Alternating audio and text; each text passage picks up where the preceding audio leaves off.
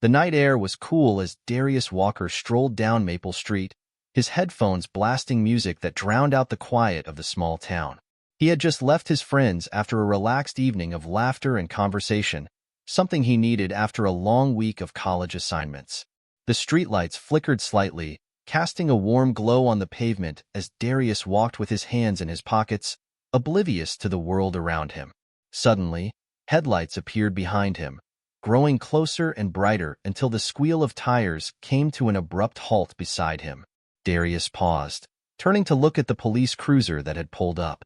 The door slammed, and out stepped a stocky, imposing figure in uniform. Sergeant Bradley's voice cut through the night, sharp and commanding. "Hey, you," Bradley called, his hand instinctively moving to the holster on his hip. "Come here." Darius frowned, pulling his headphones down to rest around his neck. He hadn't done anything wrong, just walking home like any other night. He stood still, hoping the officer would realize this was a misunderstanding. "What's the problem, officer?" Darius asked, keeping his voice calm. Bradley's eyes narrowed, his steps heavy as he approached. "We got a report of a suspect in the area. Matches your description. Dark hoodie, tall, black." Darius felt a cold pit form in his stomach. "I'm just heading home. I'm not who you're looking for. My name's Darius Walker." "Hands where I can see them," Bradley barked, cutting him off. "I don't care what your name is. Hands. Now." Instinctively, Darius raised his hands, confusion mixing with frustration. This couldn't be happening. He wasn't a criminal, hell, he was the mayor's son. But the badge in front of him didn't seem to care. Bradley grabbed Darius's arm, roughly spinning him around and slamming him against the hood of the car. "Wait, hold on," Darius started, but his voice was muffled as his face pressed against the cold metal. He could feel the officer's hands yanking his arms behind his back, the metal cuffs snapping tightly around his wrists. "I'm the mayor's son." Darius managed to get out, his voice strained. "Call my dad, he'll tell you." "You've got the wrong guy." But Bradley's grip only tightened. "Sure you are," he said, his voice laced with sarcasm. "You all have a story. Keep quiet unless you want more trouble." Darius could feel his heart pounding in his chest, panic rising as he was dragged toward the police cruiser. The street, once so familiar, now felt like a trap. He tried to catch the eyes of the few people walking on the sidewalk, but everyone looked away, uninterested or unwilling to intervene. Inside the cruiser, the silence was suffocating. Darius stared out the window as the streets blurred by, his mind racing. How could this be happening? Why wasn't he being listened to? His father was the mayor of this town, and yet none of that seemed to matter. The harsh fluorescent lights of the precinct burned his eyes as Darius was led inside, still in handcuffs. His mouth was dry, every step echoing in the sterile, indifferent halls of the police station. Bradley shoved him forward toward a desk where another officer sat, uninterested in the scene unfolding in front of him. "Got another one," Bradley said casually, pushing Darius toward the counter. The desk officer, a man with thinning hair and tired eyes, barely glanced up. "Name?" "Darius Walker," Darius replied quickly, hoping that this man would recognize him, understand the mistake. "Yeah, and I'm the president," the officer scoffed, writing something down without looking at him. "Look, you'll get your phone call. Until then, sit tight." Darius's jaw clenched in frustration. "You don't understand. I'm telling you the truth." "I'm sure you think you are," the officer replied, his tone dismissive. "But it doesn't matter right now. We'll sort it out later." Darius was led to a holding cell, the clang of the metal door shutting behind him like a final judgment. He sat down on the cold bench, staring at the blank walls, disbelief and anger churning inside him. How could this be happening? How could he, the son of one of the most powerful men in town, be treated like this? Minutes felt like hours as Darius sat there, his mind replaying the arrest over and over. His body was tense, a knot of frustration and humiliation tightening in his chest. His father would fix this. He had to.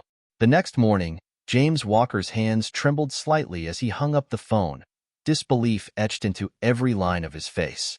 The words from the police officer on the other end rang in his ears. "Your son was arrested last night." Clara Walker, James's wife, stood across the kitchen, her eyes sharp with worry. "What happened?" she asked, setting down her coffee cup. James shook his head, his mind still reeling. "They arrested Darius. There's been a mistake. They think he's a suspect in some crime." Clara's expression shifted from confusion to anger. "What? Our Darius? How could they?" She didn't finish the sentence, already grabbing her coat. "We need to go down there now."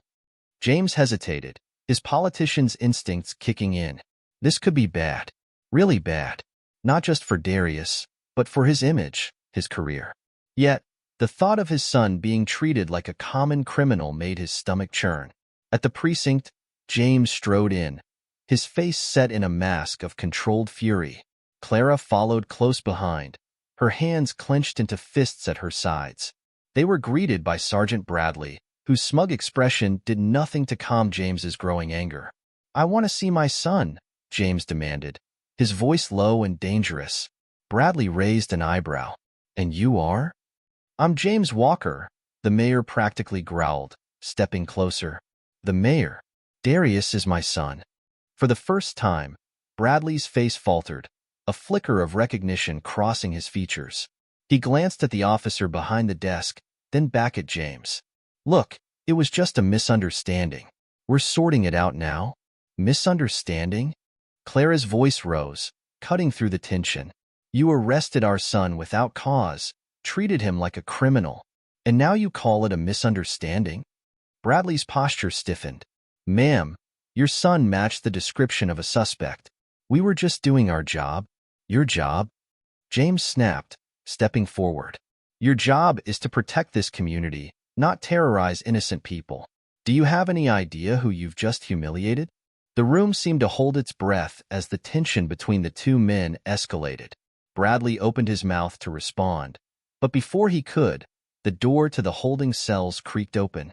Darius stepped out, his eyes dark with exhaustion and anger, wrists still red from the cuffs. "Dad," Darius said, his voice strained. "Mom."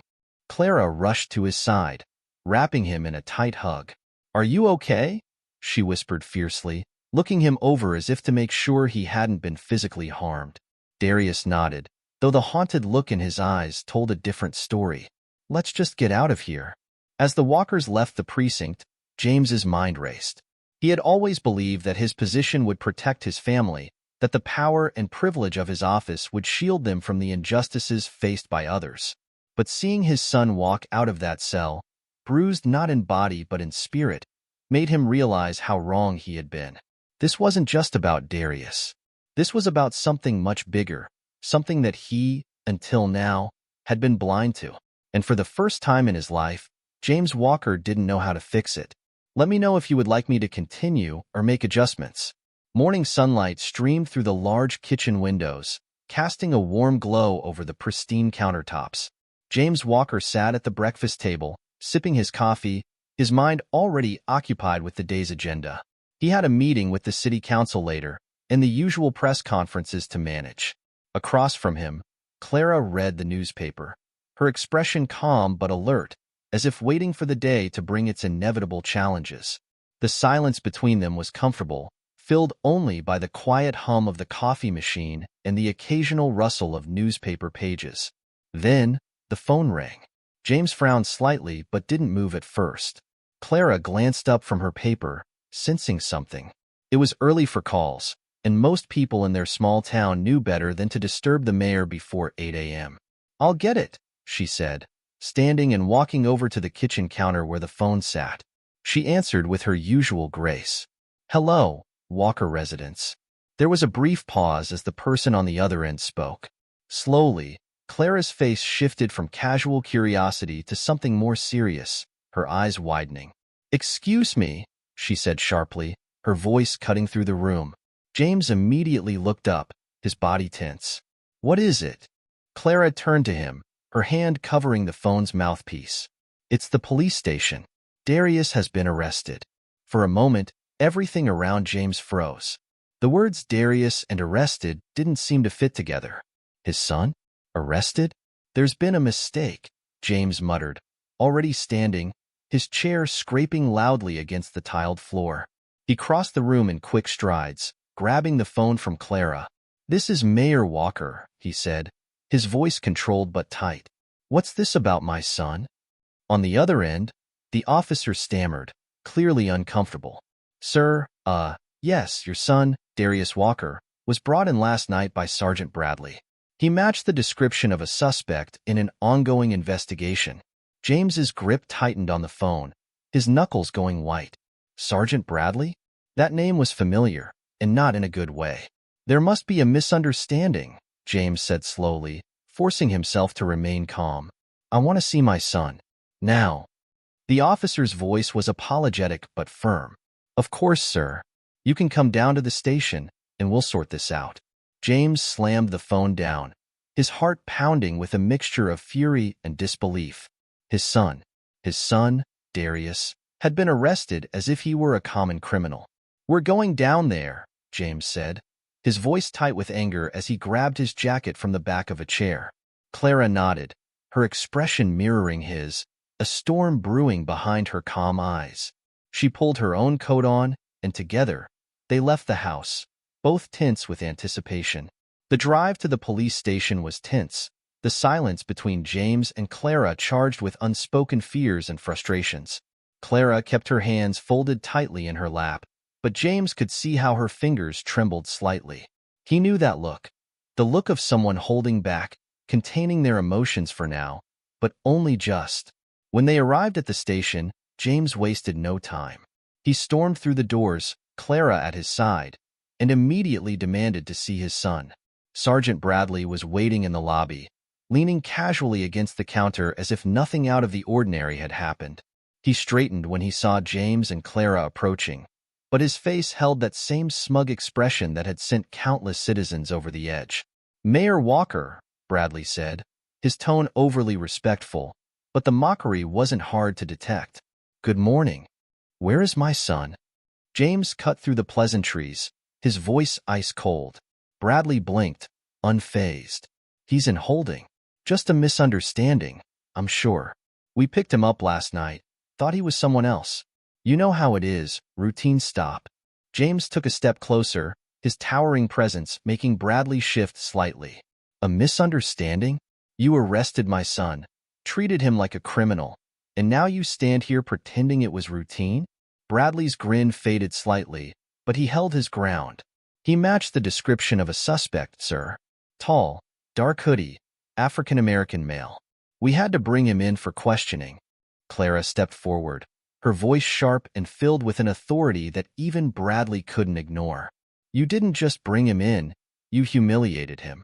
You put him in handcuffs, shoved him into a cell without even verifying who he was." Bradley's expression hardened. "Ma'am, we don't get to pick and choose who we arrest based on family connections. We follow protocol." "Protocol?" Clara's voice rose, her eyes flashing with a fury James hadn't seen in years. "Is that what you call it when you assume that every black man walking down the street is a criminal?" "Clara," James murmured, trying to calm her, but his own rage was just beneath the surface. He turned back to Bradley. "Get me the chief of police. Now." Bradley's jaw clenched, but he nodded. "Of course. I'll get him right away." Minutes later, Chief Roy Patterson entered the room, his face lined with years of experience but shadowed with concern. He had heard about the arrest earlier that morning and knew that this was far more than just a routine mistake. "Mayor Walker, Clara," Patterson greeted them, his voice calm but careful. "Let's go to my office. We can discuss this privately." They followed him into his office, a small room cluttered with papers and police reports. Patterson gestured for them to sit, but neither James nor Clara took a seat. They remained standing, their tension filling the space. "I want to see my son," James demanded again. Patterson sighed. "I understand, and I assure you, Darius will be released immediately. This was a mistake, and I will personally handle it." Clara crossed her arms, her gaze piercing. "A mistake doesn't erase what happened. Do you have any idea what kind of trauma this has caused him? Do you realize what it feels like for a young black man to be thrown in jail for no reason?" Patterson looked down, guilt flickering across his face. "I do understand, Clara, and believe me, I'll speak to Sergeant Bradley about his conduct. This isn't the first complaint I've had about him. James's patience snapped. Then why the hell is he still on the force? If you've had complaints, why is this man allowed to walk around arresting innocent people? Patterson looked up, meeting James's furious gaze. Because he's good at his job, he said quietly. In this town, well, it's complicated. There are politics involved. You know how it works, James. Politics? Clara spat, her voice thick with disgust. You think this is about politics? This is about humanity. About the fact that black people in this town are treated like second-class citizens, no matter what position their family holds. James placed a hand on Clara's shoulder, trying to calm her, but his own frustration was boiling over. I want Darius out. Now. And I want Bradley suspended until an investigation is done. Patterson nodded, his shoulders slumping slightly. You have my word. I'll make sure this doesn't happen again. As they left the office and walked back into the main part of the station, Darius was there, standing by the front desk, looking tired and angry. His face lit up with relief when he saw his parents, but the tension in his body was still palpable. Dad, Mom, he said, his voice strained. Can we just go? Clara immediately pulled him into a hug, whispering words of comfort into his ear. James stood back for a moment, watching the scene unfold, his heart heavy with a guilt he hadn't expected to feel. His son, his bright, talented son, had been treated like a criminal in the town where James held the highest office. As they walked out of the station, Darius remained silent, but the weight of what had happened hung between them all. This wasn't over. Not by a long shot. And James knew that his position, his power, wasn't enough to shield his family from the deeper problems in the town he governed. This was only the beginning. The drive home from the police station was silent, the tension in the car thick and suffocating.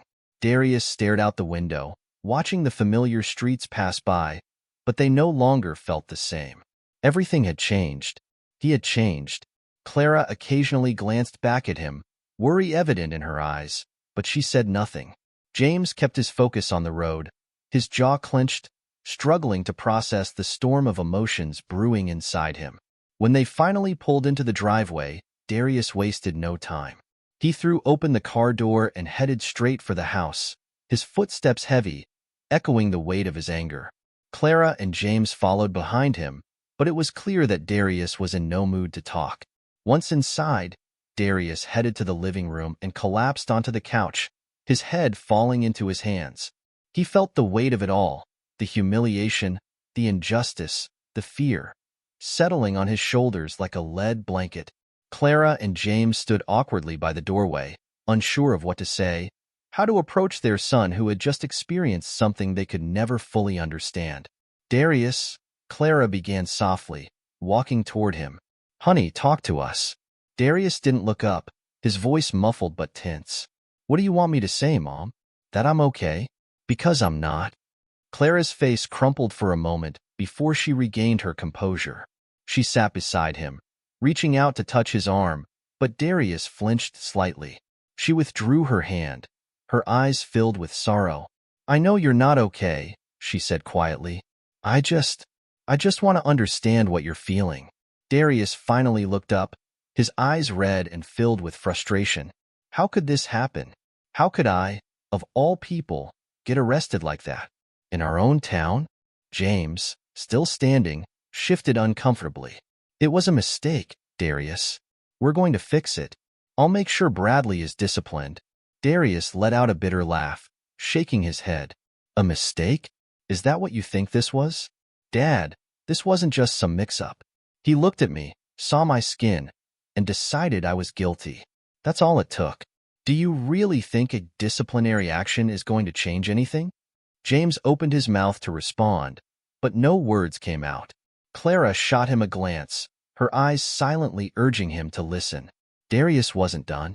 I've been walking these streets my whole life, and I've seen how people look at me, how they look at us. But I thought that being your son, being part of this family, would make a difference. I thought I was safe. Clara's eyes brimmed with tears, but she kept her voice steady. I know, baby. I know it feels like everything is crashing down right now, but you are safe. You're home. Darius turned to her, his expression one of disbelief. Am I, though? Am I really? Because it doesn't feel like it. It feels like no matter who I am, no matter who my father is, they'll still see me as the same thing. A suspect. A threat. James cleared his throat, stepping forward, trying to regain control of the situation. I'm going to handle this, Darius. I've already spoken to Chief Patterson and… Chief Patterson? Darius interrupted, standing up abruptly. The same guy who's been letting Bradley get away with this crap for years? You think he's going to do anything different now? Clara rose to stand beside her son, sensing that things were about to spiral. James, maybe we should. But Darius was on a roll now, his anger boiling over. You don't get it, Dad. You've never had to deal with this. You've never been looked at like you don't belong. You've never had to worry about whether or not you'll make it home alive just because you're walking down the street. James's face hardened, his frustration matching Darius's. Don't you think I know that? Don't you think I've spent every day of your life trying to make sure you never had to deal with this? Well, you failed, Darius shot back, his voice cracking under the weight of his words. Because no matter what you do, no matter what I do, I'm still a black man in America. And nothing you say, or your position, or your reputation can change that. The silence that followed was thick with unspoken truths, truths that James had avoided confronting for years. He looked at his son, seeing not the boy he had raised, but a young man who had been forced to grow up far too quickly, whose innocence had been stripped away in a single night. Clara stepped between them, her voice soft but firm. We're not going to solve this by shouting at each other. Darius let out a long breath, his body shaking with exhaustion. He dropped back onto the couch, running his hands over his face. I don't know what to do, Mom. I feel like everything I thought I knew is gone. Clara sat beside him again, this time wrapping her arm around his shoulders. You fight, baby. You don't let them take this from you. You don't let them make you feel like you don't belong. Darius looked at her, his eyes searching hers for answers. How? How do I fight this? James, still standing, spoke softly now. We can file a complaint, take this up through the proper channels. I can call in favors, put pressure on the department. Darius's eyes hardened again. I don't want to file a complaint. I want people to know what happened. I want people to see the truth. James frowned. You mean going public? Yes, Darius said, standing again, his energy returning. The media, social media, whatever it takes. People need to know that this is still happening, even here, even to me. It's the only way anything's going to change. Clara looked at James, her expression unreadable. James shifted, clearly uncomfortable. Darius, you need to think this through. If you go public, it could affect a lot of things. Your future, my career. Darius's eyes flared with frustration. Your career? That's what you're worried about. I'm worried about you, James corrected, his voice strained. About what this could do to you, to our family. Clara, sensing the shift, spoke up. James, maybe Darius is right. Maybe this is bigger than just us. James's face paled. Clara, you know what happens when these things get out of control. Protests, media storms, it could tear this town apart. Darius crossed his arms, staring at his father. Maybe this town needs to be torn apart. Maybe that's the only way things will get better. For a long moment, no one spoke. The weight of Darius's words hung in the air, heavy and undeniable. James looked between his son and his wife, both of whom seemed to have made up their minds. Finally, he exhaled, his shoulders slumping. All right, he said quietly. If this is what you want to do, I won't stand in your way. But you need to be prepared for what's going to come next. Darius nodded, a fire burning behind his eyes. I am. That night, the Walkers sat together in the living room, their laptops and phones scattered across the coffee table. Darius had drafted a statement detailing the events of his arrest, the way he had been treated, and the deeper issues of systemic racism in their town. Clara sat beside him, helping him fine-tune his words, while James sat across from them, watching silently. Once the statement was finished, Darius posted it on social media, along with a picture of the bruises on his wrists from the handcuffs. Almost immediately, the post began to gain traction. Comments flooded in, some supportive, others filled with vitriol. The local news station picked up the story within hours, and soon, Darius's face was plastered across the evening broadcasts. As the media storm began to build, Darius felt a strange mixture of fear and exhilaration. For the first time, he wasn't just the son of the mayor. He was Darius Walker, a young black man demanding justice in a town that had long turned a blind eye to its problems. But with that visibility came threats, criticism, and doubt. James received phone calls from city officials, concerned about the growing unrest. Clara's inbox filled with messages from concerned community members. And Darius, despite the overwhelming support, couldn't shake the feeling that he had just ignited a fire that he couldn't control. But there was no turning back now. This fight wasn't just his. It was for every person who had ever been silenced, dismissed, or mistreated. And as Darius stared at his phone, watching the likes and comments continue to flood in, he knew one thing for certain. This was only the beginning. The next morning, chaos descended upon the small town like a storm. What had once been quiet streets and friendly neighbors had transformed overnight into a battlefield of opinions, accusations, and heated debates. Darius's social media post had gone viral, and with it, the story of his arrest ignited a firestorm. Inside the Walker home, the tension was palpable. Darius sat at the kitchen table, scrolling through hundreds of comments on his post. Some were supportive, sharing stories of their own run-ins with law enforcement, while others were vicious, calling him a liar, an attention seeker, and worse. Clara hovered nearby, her eyes scanning the news on her phone, her brow furrowed with worry. James entered the room, his face etched with frustration. He'd spent the morning on calls with city officials, reporters, and political advisors. The pressure was mounting, and it showed. "Do you have any idea what's happening out there?" James asked, his voice tight as he placed his phone on the counter. "This has blown up, Darius. It's not just local news anymore. National outlets are picking up the story." Darius didn't look up from his phone. "Good," he muttered. "That's the point." James ran a hand through his hair, pacing the length of the kitchen. "This isn't just about you anymore. It's about this entire town. The protests are already starting. People are taking sides. And what side are you on?" Darius interrupted, his eyes flashing as he finally looked up at his father. James froze, his mouth slightly open as he struggled for words. Clara, sensing the shift in the conversation, stepped closer, but didn't intervene. "I'm on your side," James finally said, though his voice lacked its usual conviction. "You're my son, of course I'm on your side." Darius let out a humorless laugh, shaking his head. "It doesn't feel that way. It feels like you're more concerned about your reputation than about what happened to me." "That's not true," James said, stepping closer. "I'm trying to protect you. Going public like this, it's dangerous.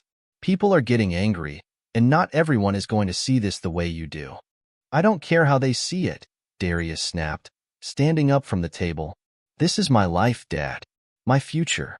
And I'm not going to sit back and let people pretend like this didn't happen. Like I wasn't humiliated and treated like a criminal for no reason other than the color of my skin." Clara placed a hand on Darius's arm, her voice soft but firm. "Your father's just worried, baby. You know how these things can escalate." Darius pulled away, his frustration bubbling over. "What do you think, Mom? Do you think I should just stay quiet, let Dad handle it like some backroom political deal?" Clara's expression was unreadable for a moment, but then she spoke quietly. "I think you're doing the right thing. The truth needs to come out. But I also know that the truth can be dangerous. People will attack you for it, especially when they feel threatened." Darius's shoulders sagged slightly, but his resolve remained. "I know, but this isn't just about me. It's about every person who's been through what I went through, and worse. If I don't stand up now, when will I?" James sighed heavily, rubbing his temples. "You don't understand the political fallout this could cause. The protests are already getting out of hand. People are calling for Bradley to be fired, and I've been trying to—" "Trying to what?" Darius interrupted. "Cover for him?" "No." James's voice rose, his frustration spilling over. "I'm trying to keep this town from tearing itself apart. There are people who support Bradley, who believe he was just doing his job. And there are people who want his head on a pike. This isn't as simple as you think it is. Darius took a step closer to his father, his voice low but filled with intensity. It is that simple. He was wrong. He was wrong. And people like him shouldn't have the power to destroy lives just because they feel like it. James met his son's gaze, and for the first time, he seemed unsure of what to say. He had always been the man in control, the one with the answers. But now, faced with his son's pain and the growing unrest in his town, he found himself at a loss. Clara, watching the exchange, spoke up softly. You need to decide what's more important, James. Your career or your son's future. The words hung in the air like a challenge, and James swallowed hard. He knew what was at stake. His political career, the stability of the town, and his family's legacy all seemed to be on the line. But as he looked at Darius, standing before him with such fierce determination, he realized that the cost of staying silent was far greater. By the afternoon, the protest had begun in earnest. A crowd had gathered in front of the police station, holding signs and chanting slogans demanding justice for Darius and an end to police brutality. The atmosphere was tense, a mix of anger and hope, as people of all races stood together, united in their call for change. Darius stood at the edge of the crowd, watching the scene unfold. Clara was beside him, her hand resting on his shoulder as if to keep him grounded. James stood a few feet away, his expression conflicted as he watched the growing crowd. He had received calls from the police chief, warning him that the situation could get out of hand, that violence could break out if things escalated further. But Darius wasn't afraid. This was bigger than him now, bigger than just one arrest. The entire town was waking up to the reality that had been hidden beneath the surface for so long.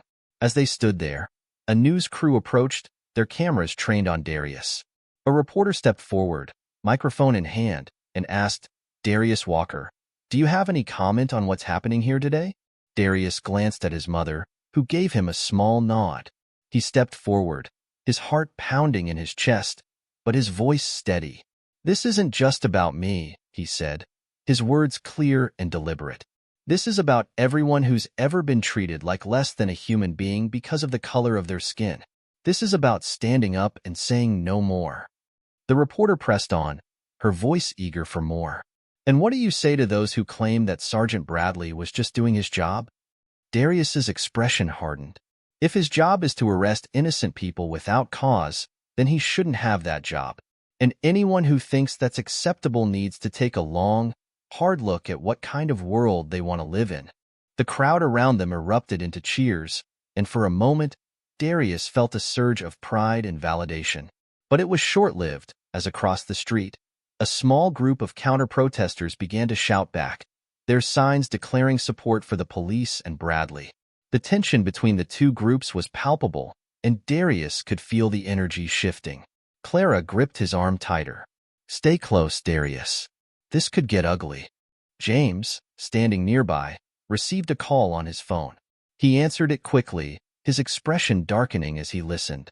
After a few tense moments, he hung up and turned to Darius and Clara. "The chief says things are escalating. There's talk of bringing in reinforcements if the protests get violent," James said, his voice tight with worry. Darius looked at his father, his heart sinking. "They're going to try and shut this down, aren't they?" James didn't respond, but the look in his eyes was enough of an answer. The situation was slipping out of control, and the authorities were preparing to act. As the afternoon wore on, the crowd continued to swell. What had started as a peaceful protest was now teetering on the edge of chaos. Arguments broke out between protesters and counter-protesters, and the police presence grew larger with each passing hour. Darius felt the weight of it all pressing down on him. This was what he had wanted, to shine a light on the injustice, to force people to confront the truth. But now, as he watched the crowd grow more restless, he realized how unpredictable this fight would be. Clara stayed close by his side, her eyes scanning the crowd for any sign of trouble. James, meanwhile, had moved to the sidelines, his phone constantly ringing as he tried to manage the situation from a distance. Suddenly, a scuffle broke out near the front of the police station. A group of counter-protesters had pushed their way through the crowd, shouting insults and waving signs in support of Bradley. The tension that had been simmering all day boiled over, and within seconds, the scene erupted into chaos. People began shoving, shouting, and within moments, the police moved in, trying to break up the fight. Darius watched in horror as the peaceful protest devolved into a full-blown confrontation. Officers pushed through the crowd, some swinging batons, others deploying pepper spray. "Darius!" Clara shouted, pulling him back as the crowd surged toward them. James rushed over, his face pale with panic. "We need to get out of here now." But Darius stood his ground, his eyes locked on the chaos unfolding before him. This was what he had feared, what his father had warned him about. But it was also the reality of the fight they were in. "I'm not leaving," Darius said, his voice shaking but resolute. "This is my fight." Clara's eyes filled with tears, but she nodded, understanding her son's determination. "Then we stand with you." James hesitated for a moment, his heart torn between his instincts to protect his family and his understanding of what was at stake. Finally, he nodded, stepping beside his son and wife as the crowd continued to rage around them. The protests may have turned violent, but for Darius, there was no turning back. The world was watching now, and the fight for justice had only just begun. The days following the protest were a whirlwind of media attention, political pressure, and heightened tensions throughout the town. Darius had become a symbol of the movement for justice, his face plastered across news outlets and social media. Yet, amid the storm, the cracks within the Walker family had deepened. James was increasingly isolated, balancing his duties as mayor with his obligations as a father, while Clara became the steadfast pillar holding Darius together. That morning, James sat in his office, staring out the window at the town square below. Crowds were gathering again, some holding signs in support of Darius, others defending Sergeant Bradley. His phone buzzed incessantly with calls from advisors, police officials, and concerned citizens. His once unshakable confidence now wavered under the weight of the decisions he knew he had to make. A knock at the door pulled him from his thoughts. "Come in," James called, his voice weary. Clara stepped inside, her expression serious. "We need to talk, James." He nodded, gesturing for her to sit, but Clara remained standing. "This can't wait," she said firmly. "The police chief just called. Bradley's still insisting that he did nothing wrong, and now there are threats of violence at tonight's protest.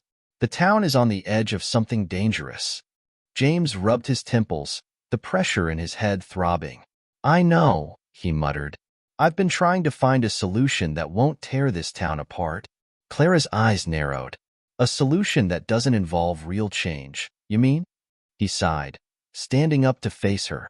"Clara, you don't understand. This isn't just about Bradley.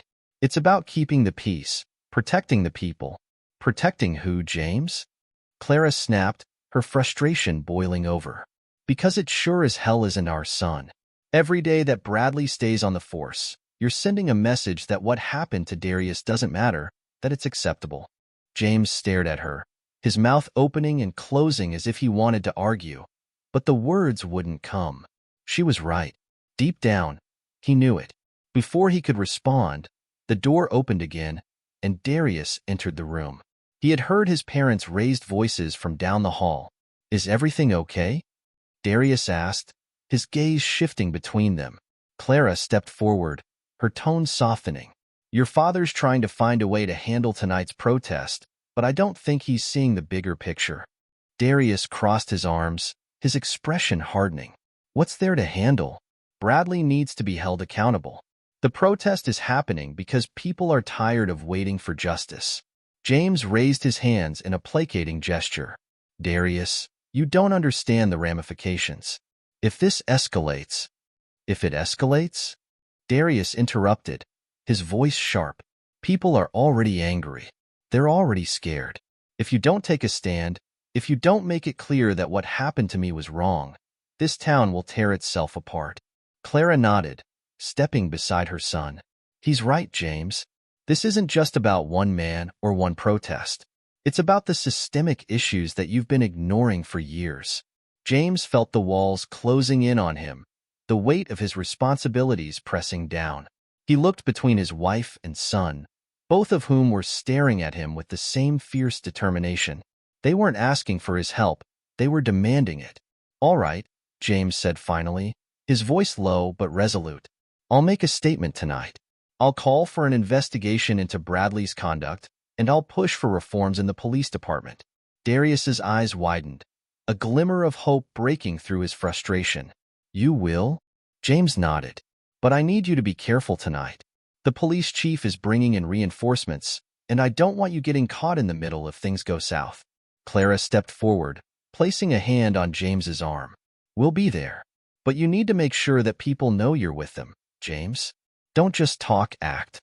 That evening, the town square was a sea of faces, illuminated by the glow of streetlights and the flashing lights of police cars stationed along the perimeter. The tension in the air was palpable, the crowd buzzing with anticipation as they waited for James to speak.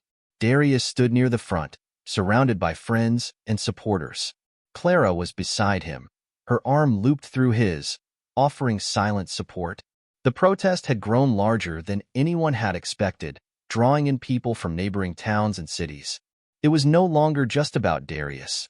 It had become a rallying cry for justice, equality, and change.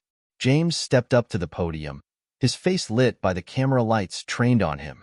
He could feel the eyes of the town on him, waiting to see which side he would choose. He cleared his throat, his voice carrying over the crowd. "Good evening," he began, his tone solemn.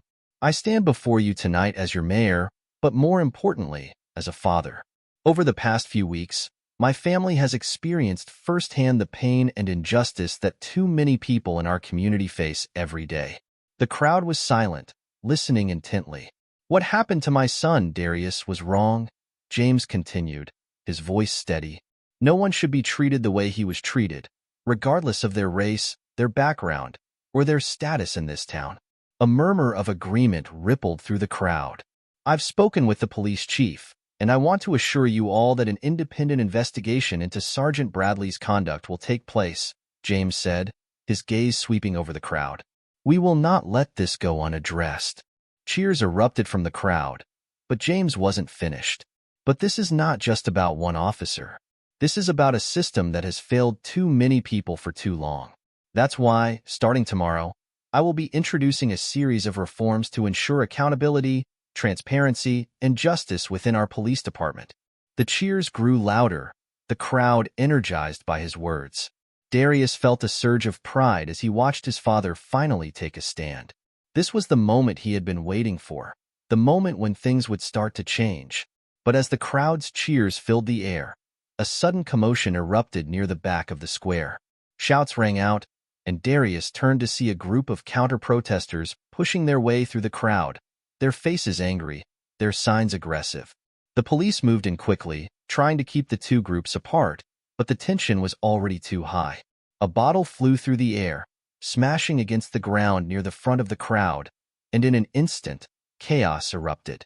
Darius felt Clara's grip tighten on his arm as the crowd surged around them, people pushing and shoving in every direction. The police were trying to control the situation, but it was spiraling out of control.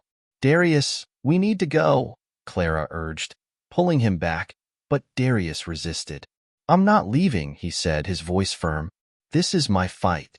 Before Clara could respond, James rushed over, his face pale with worry. "We need to get out of here now." But Darius shook his head, his eyes scanning the chaos around them. "Dad, you need to stay. You need to keep talking. These people need to know that you're still with them." James hesitated, torn between his duty as mayor and his instinct to protect his family. But as he looked into Darius's eyes, he saw the determination, the strength, and the hope that had carried them this far. "I'll stay," James said, his voice steady. "But you two need to get to safety." Clara nodded, pulling Darius away from the crowd as the situation grew more chaotic. The sounds of shouting, sirens, and breaking glass filled the air, but Darius's heart was calm. He had done what he set out to do. His father had taken a stand, and the town was finally confronting the truth. As they moved towards safety, Darius glanced back at the stage where James was still speaking, his voice rising above the noise. "It wasn't over yet," But for the first time, Darius felt like they were on the path to real change. By the next morning, the town was quieter.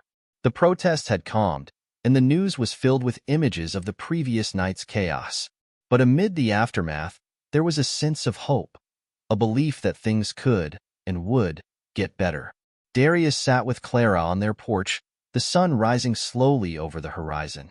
James had stayed at the town hall late into the night, working with the police and community leaders to ensure that the reforms he had promised would be implemented. "Do you think this will really change anything?" Darius asked, his voice quiet but hopeful. Clara smiled softly, squeezing his hand.